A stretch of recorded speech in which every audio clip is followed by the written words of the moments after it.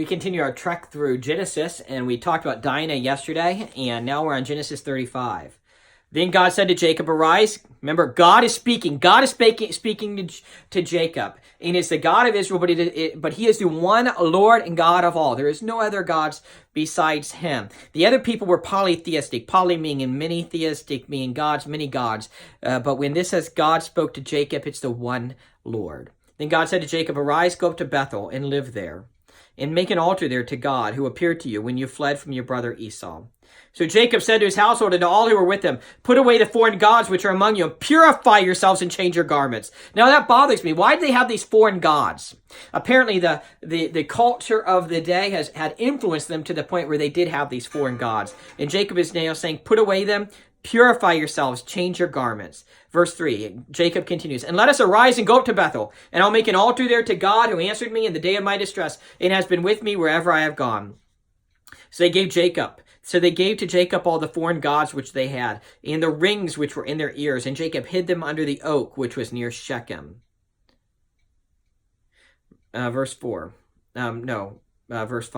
As they journeyed, there was a great terror upon the cities which were around them, and they did not pursue the sons of Jacob. So the Lord protected Jacob and his sons. The Lord protected his chosen people, putting a great terror over the people as they did not pursue them.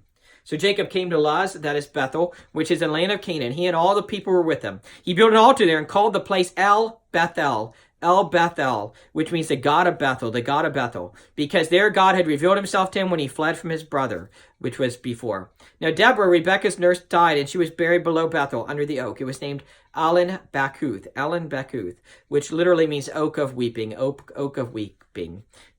Then God appeared to Jacob again when he came from Paddan Aram, and he blessed him. God blessed him. God said to him, listen to this, verse 10, your name is Jacob. You shall no longer be called Jacob, but Israel shall be your name. Remember, God had already done that. Now God is restating that his name is now called Israel.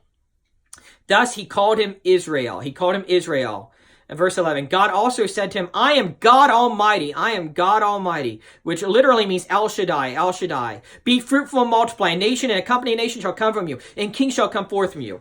The land which I gave to Abram and Isaac I will give to you, and I will give the land to your descendants after you. Then God went up from him in the place where he had spoken with him.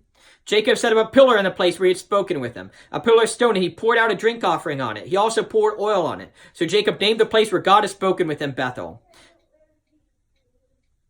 Then they journeyed from Bethel, and when there was still some distance to go to Ephrath, Rachel began to give birth, and she suffered severe labor.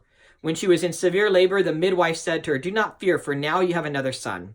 It came about as her soul was departing, for she died, that she named him Ben-Oni, but his father called him Benjamin. This is the youngest brother, Benjamin. And Rachel was the one who Jacob really loved from the beginning, remember? So Rachel died and was buried on the way to Ephrath, that is Bethlehem. Jacob set up a pillar over her grave, that is the pillar of Rachel's grave to this day. Then Israel journeyed on and pitched his tent beyond the tower of Eder. It came about while Israel was dwelling in that land that Reuben went and lay with Bilhah, his father's concubine, and Israel heard of it. Now that was something that should not have been done either. Reuben laying with his father's concubine. Now there were 12 sons of Jacob, the sons of Leah, Reuben, and Jacob's firstborn, then Simeon and Levi and Judah and Issachar and Zebulun. The sons of Rachel, Joseph and Benjamin. And the sons of Bilhah, Rachel's maid, Dan and Naphtali. And the sons of Zippah, Leah's maid, Gad and Asher. These are the sons of Jacob who were born to him in Paddan Aram. Jacob came to his father Isaac at Mamre of Kiriath Arba, that is Hebron, where Abram and Isaac had sojourned. Now the days of Isaac were 180 years. So now Isaac dies, 180 years old. Isaac breathed his last and died and was gathered to his people, an old man of ripe age.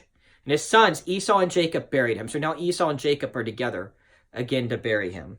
We'll pick up there tomorrow, chapter 36. Have a good day in the Lord. God bless.